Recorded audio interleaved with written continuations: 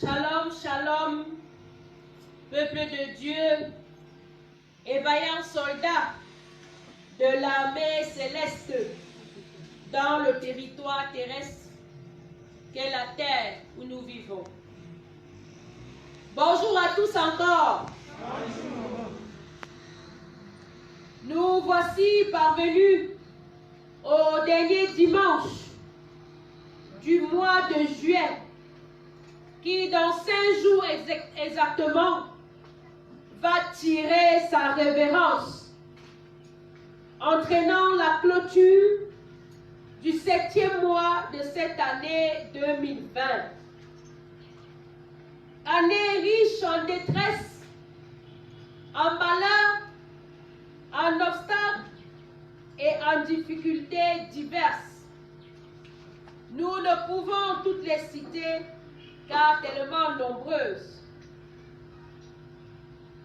Ces différentes tribulations ont poussé plusieurs à abandonner la foi et la marche avec le Seigneur.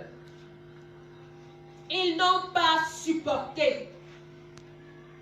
Ils ont oublié cette parole de l'Écriture en Romains 8, 28 à 30 que nous avons lu, qui dit: toutes choses concourent, ou encore dans certaines versions coopèrent pour le bien de ceux qui aiment Dieu.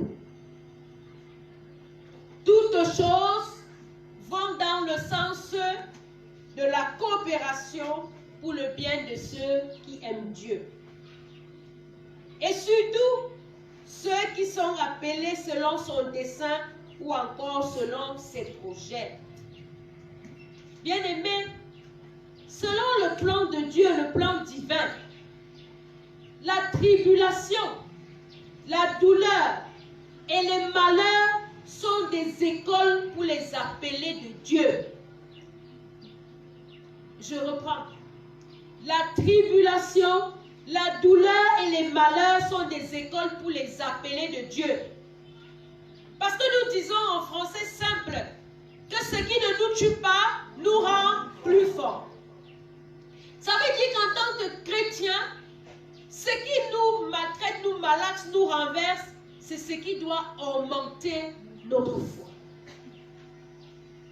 Car comme le Christ lui-même, nous passons par ces tribulations pour être moulés, pour être semblables au Seigneur dans toutes choses. Mais malheureusement, en tant que chrétien, généralement on aime être semblable à Dieu seulement, à Jésus-Christ seulement dans la gloire. Nous on aime seulement le Jésus qui a reçu le nom au-dessus de tout nom, devant qui tout genou fléchit. Mais on oublie qu'il y a le Jésus qui a fait 40 jours sans manger. Il y a le Jésus qui a été tenté, il y a le Jésus qui a été insulté, le Jésus qui a été régné, le Jésus qui a été méprisé, le Jésus qui a été hué, craché, battu, cloué et enterré. On oublie ça. Nous on aime seulement le Jésus devant qui tout genou fléchit et toute langue confesse que Jésus. Voilà le christianisme que nous aimons. Mais comment devons-nous être semblables à Jésus si on ne passe pas par ces épreuves? Il n'y a pas de gloire à vaincre sans effort, ni sans combattre. Il n'y a pas de couronne sans croix. Et c'est pourquoi le Seigneur dit, après l'épreuve de la souffrance, le Seigneur justifie et glorifie. Tout être humain, toute créature de Dieu, et surtout tout enfant de Dieu devrait vivre dans l'espérance de ces deux attributs, la justification et la glorification. La justification et la glorification sont la récompense des vainqueurs dans le combat de la foi.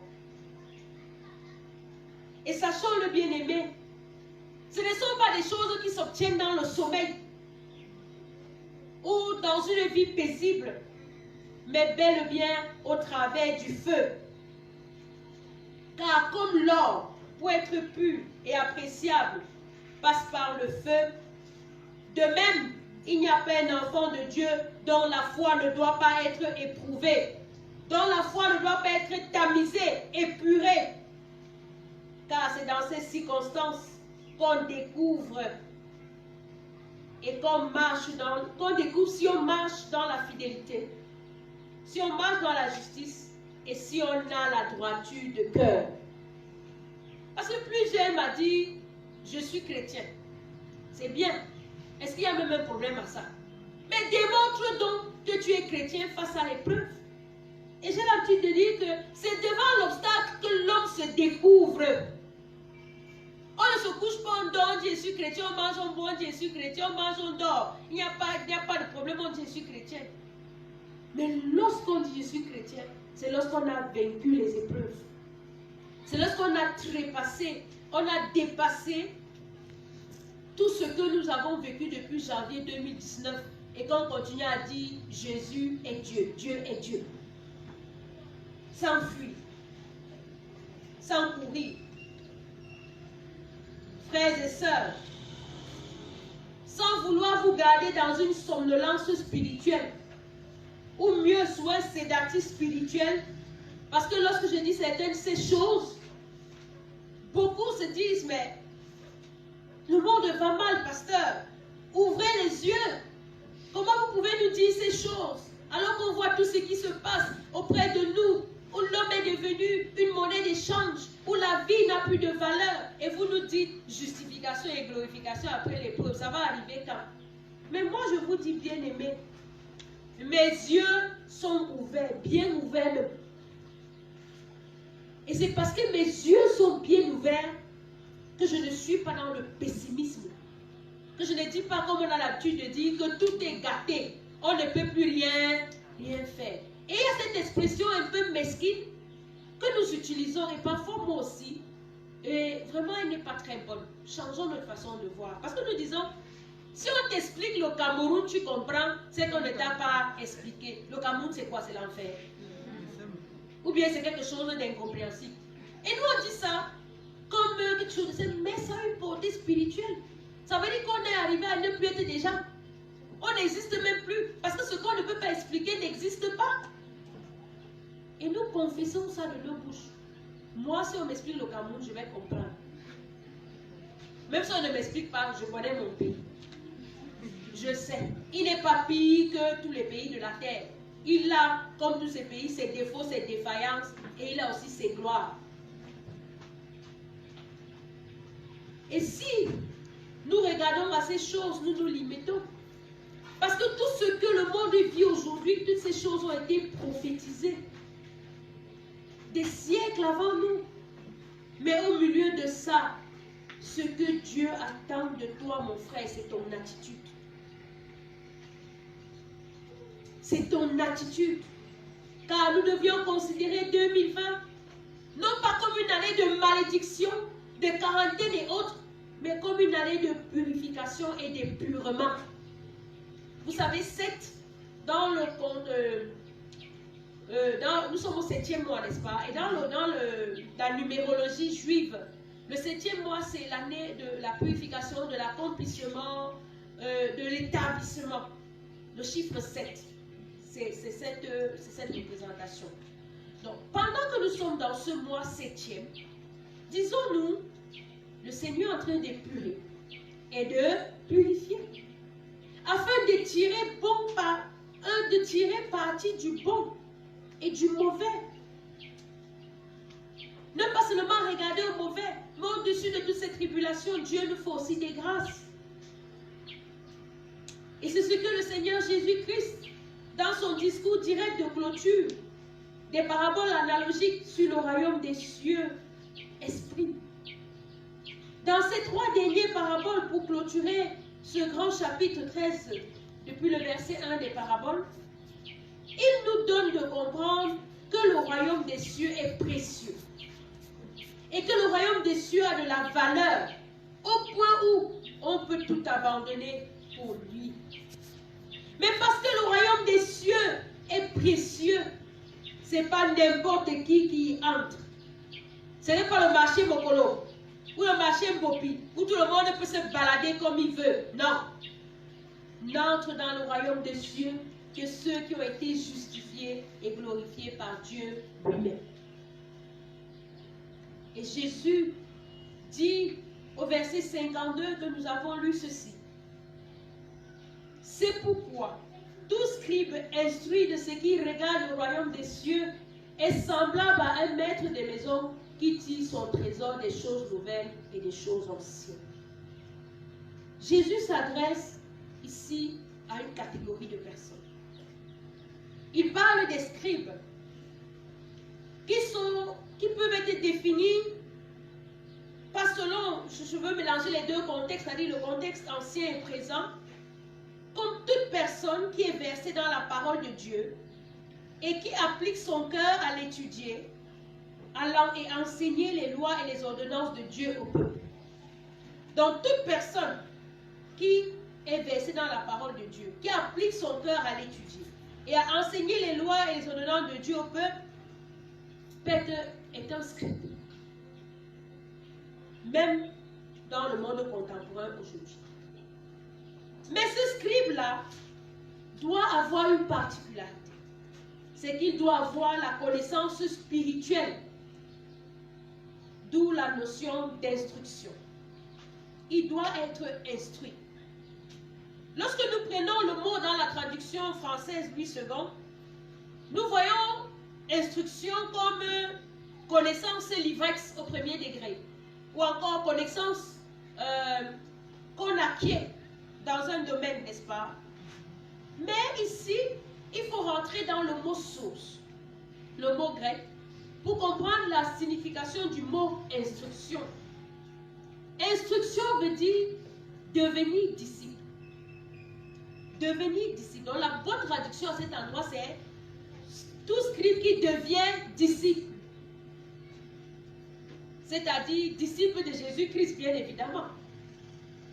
Tout scribe donc, qui devient disciple de Jésus-Christ, peut alors parler, enseigner les choses de Dieu et les mystères du royaume à ce moment, parce qu'il est devenu élève du Christ,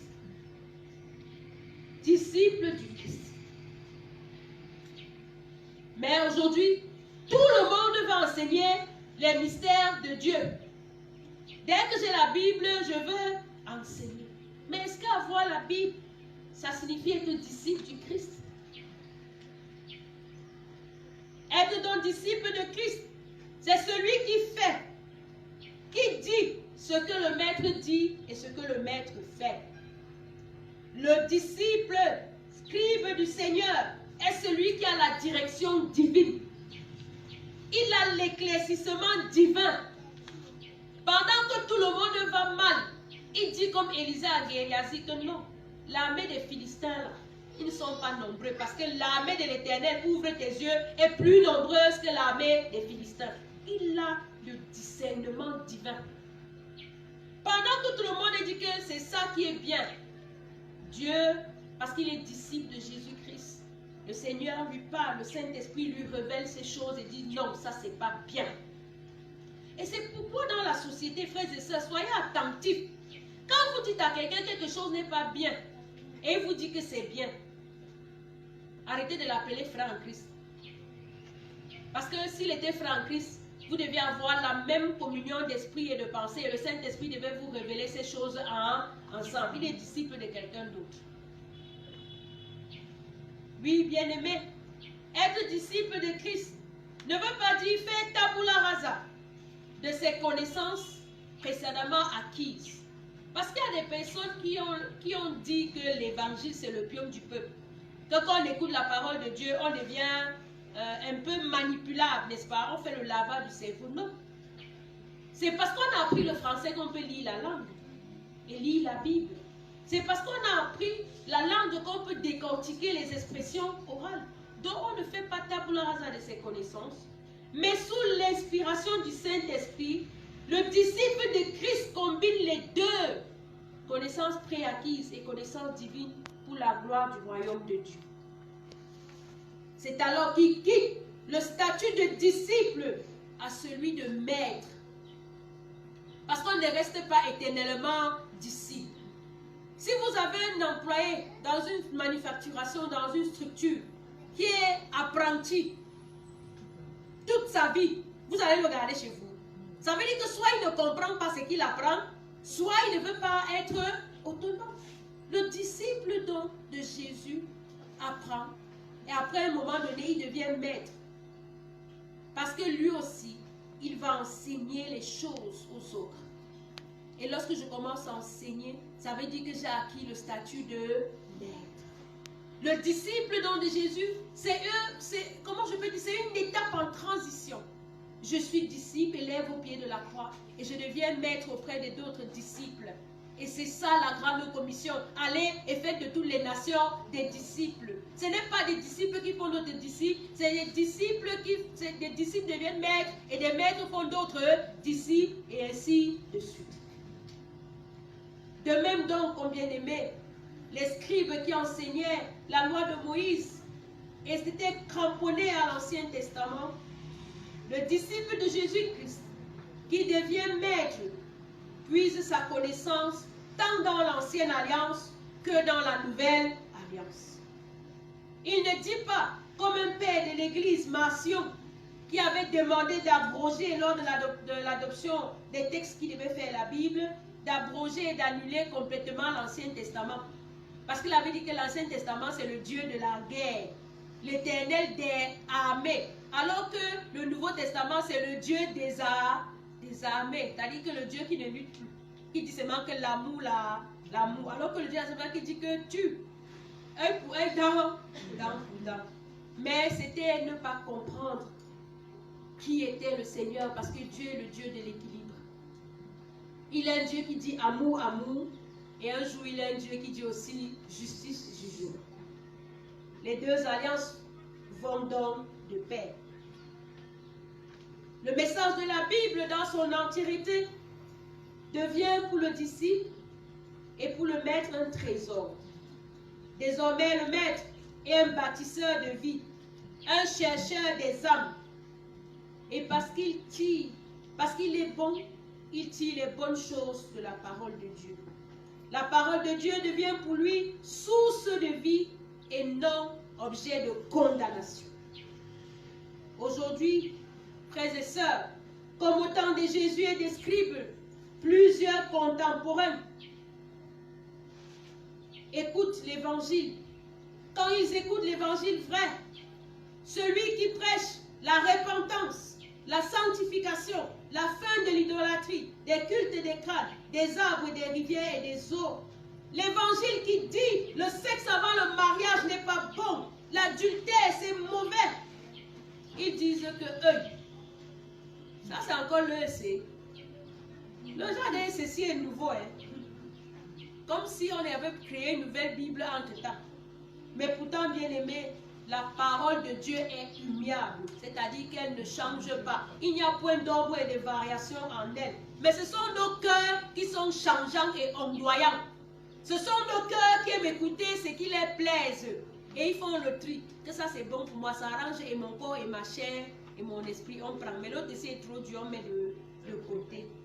Mais sachez-le, bien-aimés, si vous avez été comme des scribes, vivants et disant, je vais à l'église, je suis baptisé, je communie, la grâce de Dieu est versée, elle surabonde là où le péché a abondé. Je peux faire ce que je veux, pécher comme je veux, et il n'y aura pas de problème. Je vous dis, erreur. Car la vie présente n'est qu'une partie de notre existence. Il y a la plus longue qui est l'éternité. Et vous savez, il y a deux éternités. L'éternité des justes dans le repos et la félicité, et l'éternité des méchants dans la fournaise ardente. Que faut-il donc? Perdre son éternité présente pour quelques désirs, pour quelques joies éphémères, ou alors se priver d'un peu de bien pour en avoir un plus grand. Maintenant donc, mon frère, ma soeur, toi qui écoutes ce message, même si tu n'as rien compris depuis le début, même si tu somnolais et tu dormais un peu, réveille-toi. Parce que je vais te résumer ça en une phrase. Le royaume de Dieu, c'est pour les disciples du Christ. Les disciples qui sont justifiés et glorifiés. Et qui comprennent que toute chose de ce monde contribue à leur préparation pour entrer dans ce royaume.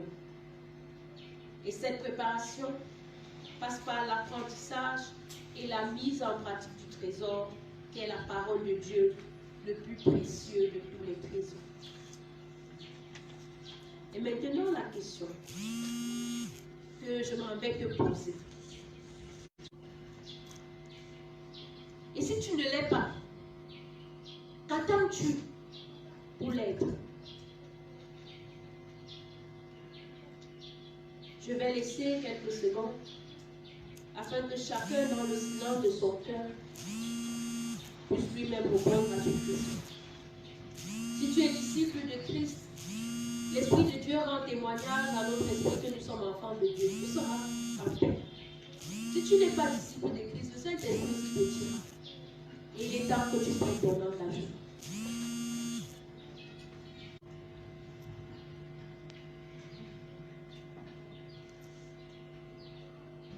Si c'est ce que tu as fait, que Dieu bénisse cet engagement en toi.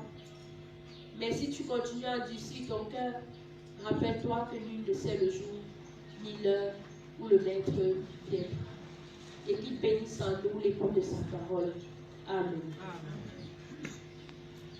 La voix du Seigneur m'appelle.